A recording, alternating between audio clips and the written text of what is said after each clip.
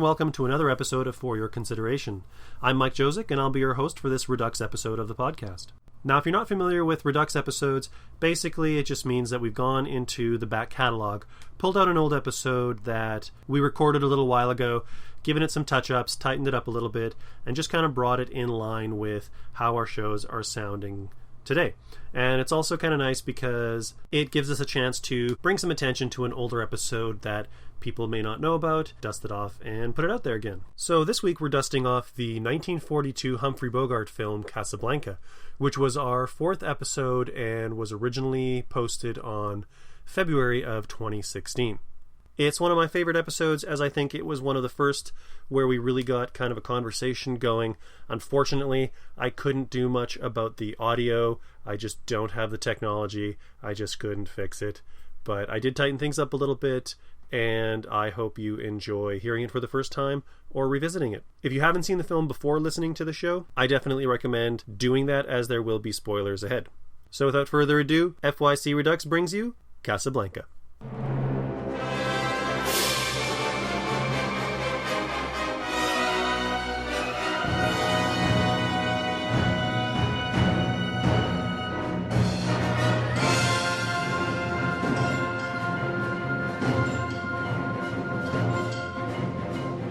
Hello and welcome to For Your Consideration, a podcast featuring roundtable discussions reevaluating the cinematic canon, past masterpieces, and modern classics. I'm Mike Josick. And I'm Dustin Friesnad. Thanks for joining us. On this episode of For Your Consideration, we're going to be talking about the film Casablanca. Also known as that movie where Sam plays it again, but not because he was told to. I don't know why people keep quoting all these things, but for some reason it keeps showing up. The film was directed by Michael Curtiz, produced by Hal B. Wallace. The screenplay was by Julius J. Epstein, Philip G. Epstein, and Howard Koch. It starred Humphrey Bogart, Ingrid Bergman, Paul Henreid, Claude Rains, Sidney Greenstreet, and Peter Lorre. Music was by Max Steiner, cinematography by Arthur Edison, and edited by Owen Marks. It was released on January 23rd, 1943, and won 3 Academy Awards for Best Picture, Director, and Adapted Screenplay. It places number 2 on AFI's Top 100 list, and number 33 on IMDb's Top 250. Dustin, what did you think? This is the first time I've seen this movie, and actually I was very impressed. First thing I noticed was I loved how they had so many different languages in Casablanca. Normally movies, especially older ones, everyone speaks English. It's kind of lame. It really helped set the scene and the mood for the place because it's supposed to be that. It's a hub for all these people trying to get the heck out of Nazi Germany and just finding this little underground railroad to get to America. There were a lot of accents. There were a lot of different nationalities. You had Carl, who was German, Sasha, who was Russian, Rick, who was American. They kind of did really like to represent that diversity of the people that occupied Casablanca. But I agree, it was neat to have so much non-English dialogue and no subtitles. It was just you heard genuine German, genuine French. It was a nice touch. And then certainly at the end of the movie, I was noticing that it's actually a really good blend of romance and drama. You don't feel like either is shoehorned in. It flows very nicely. It was very well written. And actually very funny too. Like I was laughing at a good number of the quips that Rick had because he's such a douchebag, but you love him for it. When I first saw this movie years ago, I appreciated the movie just for what it is. As time has gone on and as I've watched it again and again and again, I appreciate just how crisp and clever and perfect so much of the dialogue is. The relationship between Renaud and Rick is amazing. It's one of those few moments where it's just perfect alchemy between actors. I agree that the romance is very well played. It's nicely blended into the overall story. It's a war story. It's a romance. It feels natural, unlike a lot of other ones. Here you can understand exactly what Ilsa's going through. It's a love triangle where you're not thinking, well, that was a dick move. No, it's she doesn't know what to do. He doesn't know what to do. The other guy, he understands, but he's stuck in this situation. What are you doing? It's a love triangle that I genuinely respect. You can feel the position of each character, and nobody goes beyond where their character is kind of coming from at the core. Rick is still in love with Ilsa. Ilsa's still in love with Rick. Ilsa still loves Victor. Victor respects Rick. Rick respects Victor. And they're in this triangle where everybody has these feelings. And really at the end, like, everybody kind of puts their feelings on the back burner in a way. It's more about there's a cause. Rick's speech at the end, one of my favorite film speeches, where he says the problems of three people aren't worth a hill of beans in this crazy world. It's ultimately how the relationship is handled from beginning to end. It's a slow burn, and yeah. And even on top of all of that, they threw in the twist with the assassination of the German general, was it? Major Strauss. Major Strauss. I did not see that coming. Round up the usual suspects. Oh, man. I saw it coming, but I've seen this movie before. Once or 5 times, give or take. Actually, a really great experience was local Cineplex was playing the movie as part of their classic film series, and I took my teenage daughters to go see it, and they really enjoyed it. They got the humor, they got the drama, they didn't think it was silly or overdone or too broad. I think this was a period where, movie studios were pumping out like 40 movies a year, possibly more. And it was a factory. It's the film industry, right? Every now and then you got a movie that just really stood out and really kind of stands the test of time. It just had all the right elements. Casablanca is one of those movies. And clearly, if it's appealing to my 16-year-olds, 70 years later, there's something to it. 70 years later, the jokes still make sense. There was nothing crazy topical going on. Yes, World War II, but that's one of those things that most people have heard of, I think, nowadays. The most outdated technology is a phone that isn't a cell phone. So there's nothing not to understand. So it was one of those movies that definitely stood the test. I never felt like, oh, well, this is a little off. Nothing was crazy and out of place or made me think, wow, this is old. That is one of the things that I like about the movie too. It's timeless.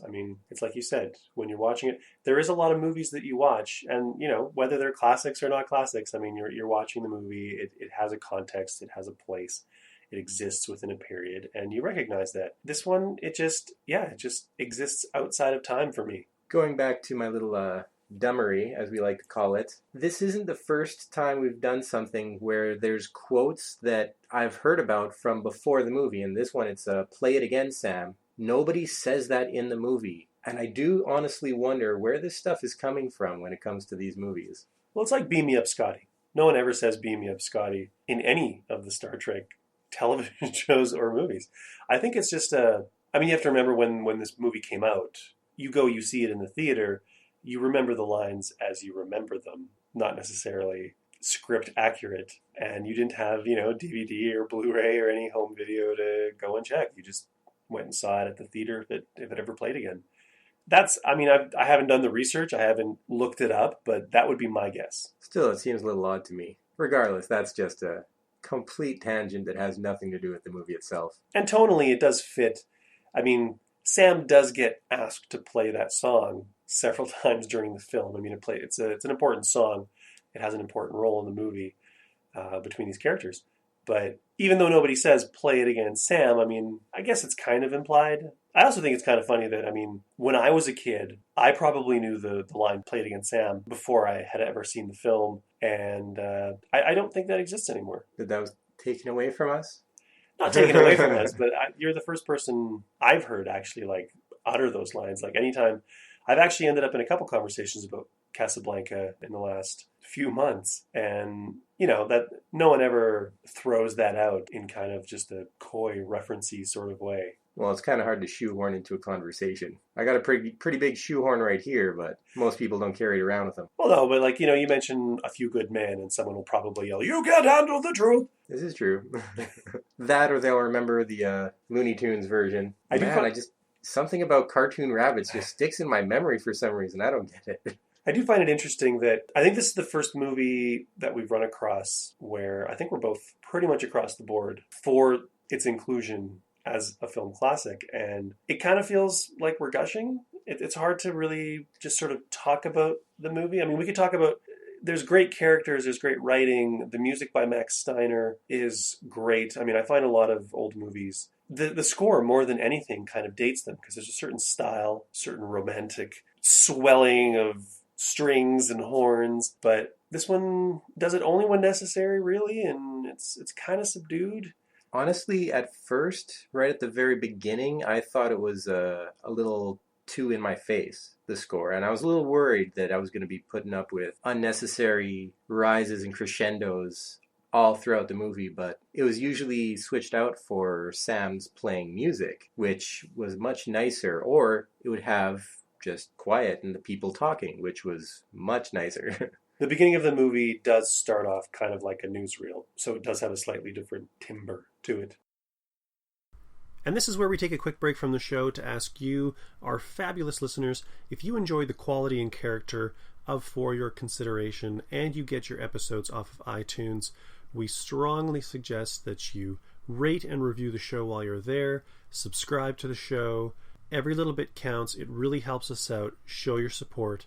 Share the show with friends. It helps us grow and bring to you a better podcast overall. So everybody wins. And I think it could be the start of a beautiful friendship. And now back to Casablanca. If I was to have any sort of a real complaint about the movie, it would be throughout the movie, they're constantly trying to hunt down Laszlo, is it? Yeah. They're constantly trying to hunt down Laszlo. And they know where he is, they know who he is, they just don't do anything about it. There's the whole issue of it's still a free country or a free city. It's unoccupied France. It's unoccupied France. So the Germans have no jurisdiction there, but Renault is essentially loyal to the Vichy government, which is the French government who collaborate with the Nazis. So he's kind of in Major Strauss's pocket when he shows up. He basically does whatever he wants. Well, he is corrupt. He points that out several times. But when the reason why Renault is acting the way he's acting, he probably couldn't care less about Victor Laszlo or Ilsa or anybody unless it meant that he was going to get money or sex. But because Major Strauss is there and there's pressure for him to either... Originally they want to keep Victor Laszlo in Casablanca, but then he becomes more of a threat as far as like inciting revolutionary feeling amongst the natives. It was a really nice scene when they had the Germans being douchebags singing the national anthem, and then Rick's like, play the La Marseillaise and just be a douchebag right back. Douchebag fight. Drown him right out. Of course, that causes the whole discussion as to whether or not we can keep him alive and not in a concentration camp. Why not just, screw him over? Even though it's unoccupied France, they can just make that decision and ship him off to a concentration camp. It seems a little out of the blue. Like, if you could do it before, why didn't you do it before? If you couldn't do it before, why can you do it now? These are the things in the political situation that I don't necessarily understand, having seen the movie.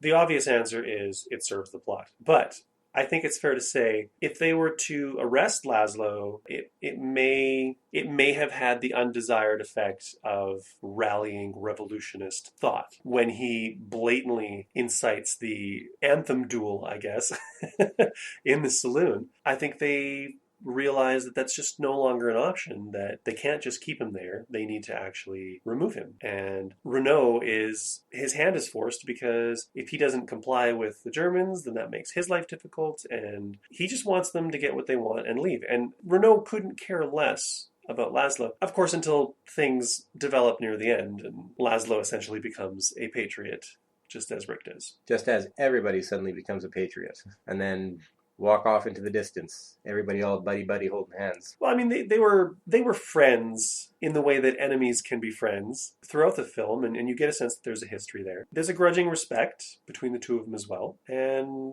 I think as things start progressing, Renault doesn't like the Germans being there. I mean, you can see he doesn't like his hand being forced. He doesn't like... Rick has that one line where Renault says that in Casablanca, his destiny is his own. And then he gets summoned to Major Strauss's table, and Rick gives him a jab over that. I think those are all cleverly seeded into the dialogue so that you know that Renault is not entirely happy with the situation, and when he does make the switch, he does it honestly. He doesn't like it when he's not able to just sit around, have Rick cheat for the roulette table for him, and manipulate young women into sleeping with him. Renault's a bit of a douchebag, just a little bit though. Or a lot of a douchebag, one of the two. But there's also, I mean, we don't know how much trouble they're actually going to be in the end. Renault does make the comment that they should probably leave to the French garrison together. Major Strauss is shot by Rick. When the gendarmes come, he says, round up the usual suspects. for all we know, it may not really go anywhere. It may be more or less business as usual for Renault. Looks like nobody really cared about Strauss being gone since he didn't come with any backup for some reason. I mean, there may be some trouble, but... It did happen on his watch, after all. It did. But you never know. That crafty Laszlo, he escaped and all that, so could have been him. Could have been him. Although I'm pretty sure that Germany didn't have any extradition treaties with America in 1942. With Rick having sold the Café Americain and kind of liquidated his assets, I think Rick probably does leave Casablanca, at least for a time. That's another thing that Renault says. He says you should probably leave Casablanca, at least for a time. You get the feeling that this is Rick's place, and this is probably where he's going to continue operating. Honestly, I'm not even too sure why he'd leave at this point. All the people who have evidence either like him or are dead. The likely suspects would be anybody but Rick. It almost seems kind of odd, but it's a bit too late. He did kind of sell his place and give Sam quite the raise. 25% of profits. An increase of 15%. Correct. And he had to do all that stuff. He had to sell to Renault that he was actually leaving Casablanca with Ilsa. If he didn't do those things, questions would have been asked. Questions that we're asking. But which the film has answers for. All wrapped up in a nice little bow, I take it. One comparison that actually I realized as we were talking here is there are so many quips. It is almost a quip machine, especially right at the beginning. And one comment that you've made as sort of being detrimental to another director is Joss Whedon. Every character he has is a quip machine. This movie is fairly similar. However, there are a lot of scenes where they drop the quips, they drop the jabs in order to just be human for a little bit. There's a lot going on in that opening, 20 minutes in Café Americain, and between the musical bits and the quips and showing the people talking about going to America and trying to arrange transport, there's a lot of information being given. I think the quips are there to keep it entertaining, to keep it flowing. And honestly, they're really good quips. Oh, they absolutely are. They last 70 years and still make us giggle. And it still makes for a really charming scene. And I'm sure if Casablanca was a television series, it would be overdone very quickly. And they did that in the first 20 minutes of every episode. Yeah, I would probably be tired of that as well.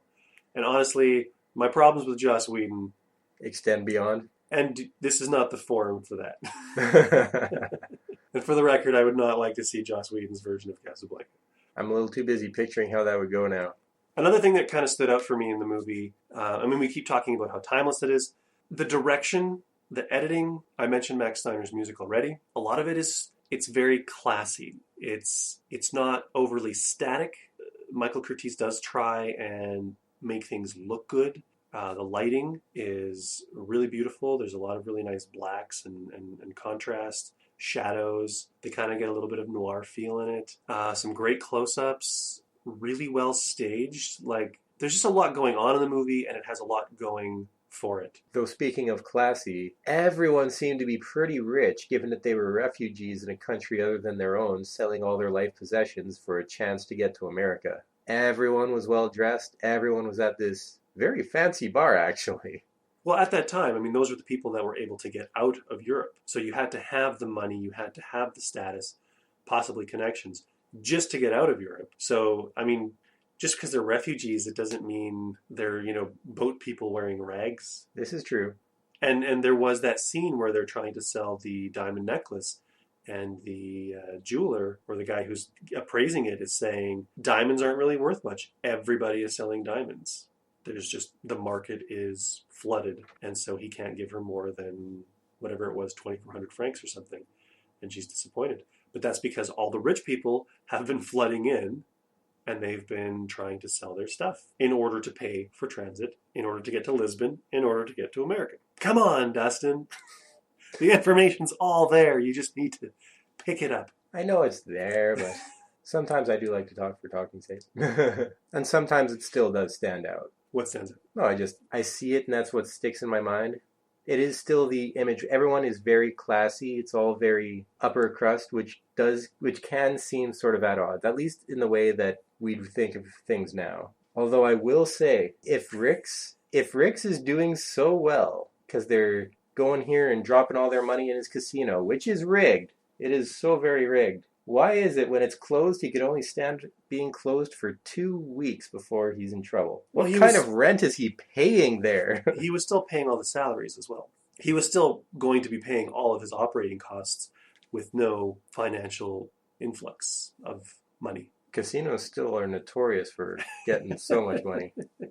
This is the most meaningless nitpicking in the world. I was just about to... You're on point there. I'm honestly finding it difficult to talk about this movie because... It is a fantastic movie, and I would recommend it to most people. I almost, after reading off the credits, I almost just said, I vote for this movie to be a classic. It could have been the shortest episode, but I felt we should probably talk about it a little bit. Even if some of that talking isn't exactly the most insightful. There might be some fun editing. I do like... I mentioned that I had a couple conversations about Casablanca recently. In the last conversation, somebody was asking me what my top movies of all time were, and Casablanca was on that list. And every time I say that, I kind of like shrug, because it does feel really cliche, because of course, when you're talking about film classics, you know, it's like putting Citizen Kane or whatever at the top of your list. And I kind of got over that, because it is kind of cliched, and it is that kind of movie that would show up on pretty much, you know, almost anybody's list. But the fact of the matter... for a reason. Yeah, it's just so damn good, and it's so solid. I was tearing up at the end during the farewell scene, and honestly, a lot of that came as a surprise to me. They built up an assortment of different ways it could have gone, and each one felt just as likely as the other. And the way it tied up, I didn't feel cheated out of anything. It didn't feel like a factory movie. Even though it was. And it was the movie that made me fall in love with Humphrey Bogart. I saw The Maltese Falcon much later. I love Sidney Greenstreet's performance, Peter Lorre, Ingrid Bergman. Ingrid Bergman is so beautiful and so classy. And I kind of wanted to dislike Paul Henreid as the third point on the triangle. And you're rooting for Rick and you're kind of rooting for Ilsa. But Victor's a stand-up guy and he's doing important stuff. And he loves his wife. And he's not even holding it against her that when she thought he was dead, that she went out and tried moving on with her life, which is entirely understandable to do. I suppose someone could criticize the altruism of some of the characters, or the fact that he's Victor, too good. Maybe he's too good. Then again, he is risking his life and limb in order to run revolutions, or run a revolutionary front, an underground, during World War II. He's probably a good guy to begin with. I would agree. So, to sum up. See this movie if you haven't. It is actually well worth it for pretty much everybody. This movie is a classic. It deserves to be a classic. It has lasted 70 years. The jokes are still funny. The romance is still believable. And it is something that I can understand every point of every character. You should buy the Blu-ray. You should see it at the Cineplex. If it's ever in a theater near you, it's well worth it. At this point, does the money actually go to anyone who had anything to do with it? I don't think so. Well, I mean, it goes to Warner Brothers, the rights holder. But do we care? I don't think so. Not too much.